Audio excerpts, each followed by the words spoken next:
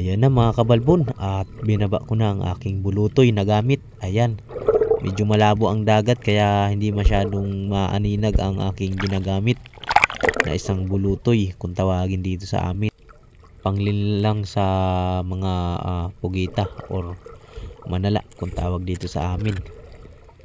Ayan, at maigi naman at medyo sinag pa ang mga manala dito. Ayan, bali dito mga kabalbon, ayan, hindi ko na nabidyohan yung pag-ibabaw ng isang pugita or octopus. Ang gamit ko mga kabalbon ay bulutoy, kumbaga ay walang talim ito. Pasusunodin mo lang sa ibabaw para pag matapang ang pugitang nakita mo mga kabalbon, masunod sa ibabaw.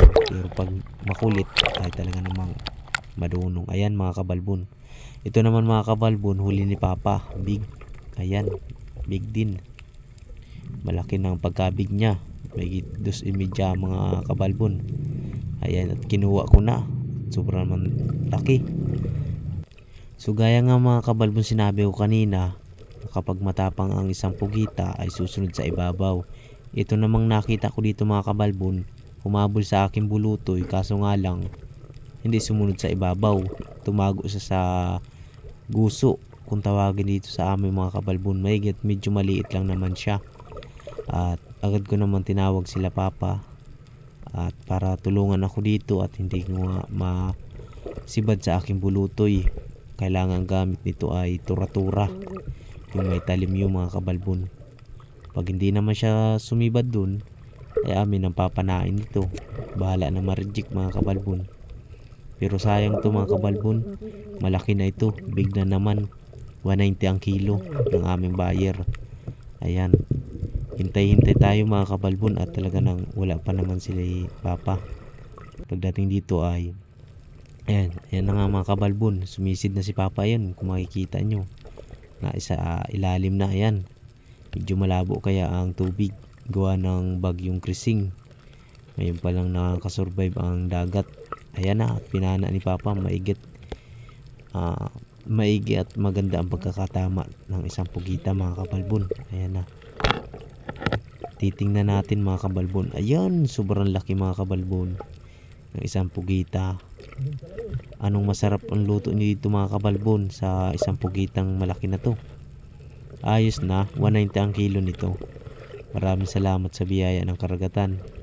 Ayan, binamano na naman. Ayos to, kwartang linaw na ito. Ayan, kung makikita nyo mga kabalbon, lalaking pugita mga kabalbon. Sa namin nalalaman to mga kabalbon, doon sa kanyang pandikit mga kabalbon.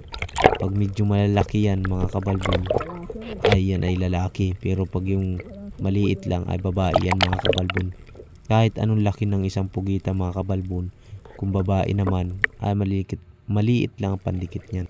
Sa part naman nito mga kabalbon ay nakita ni Kuya Nicole. Ayan nga, at binabaan na ng tura-tura, kaso nga lang ay sumibad siya mga kabalbon. Kaso nga lang ay dalawang galamay niya ay naiwan sa kanyang butas, kaya hindi kagad ito na angat-angat ni Kuya Nicole. Kaya ang gagawin dito ni Papa ay kanya na lang itong sisisidin. Kung makikita nyo dyan mga kabalbon, makikita nyo dyan na sisisid si Papa dun sa at kukunin nga yung pugita. Ayun nga, kung makikita nyo mga kabalbon, ayun, nakasagipit.